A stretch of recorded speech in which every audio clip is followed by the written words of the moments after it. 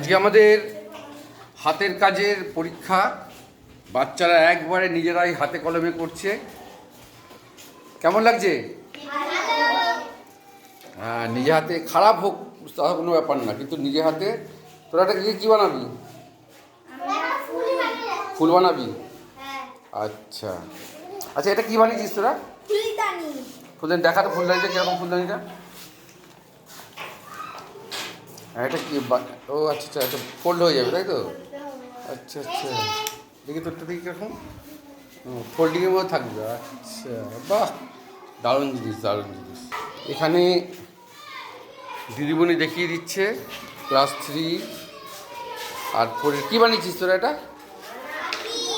বাহ, তোর পাখিটা তো দারুণ হয়েছে। দেখবি পাখিটা যাতে উড়ে না চলে যায়।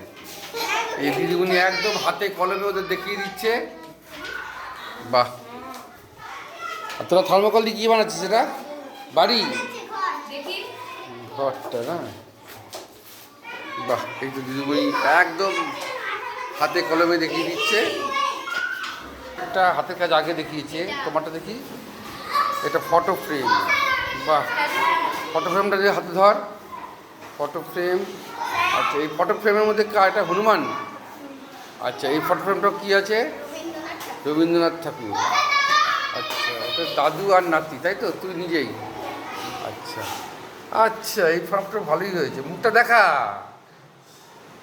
আচ্ছা, বাহ, সুন্দর হয়েছে তোর কাজ। আচ্ছা, দেবাশিসের দেখি। বাহ, সুন্দর হয়েছে। হাতে কলমে বানাও, তাহলে দেখতে ভালো লাগবে।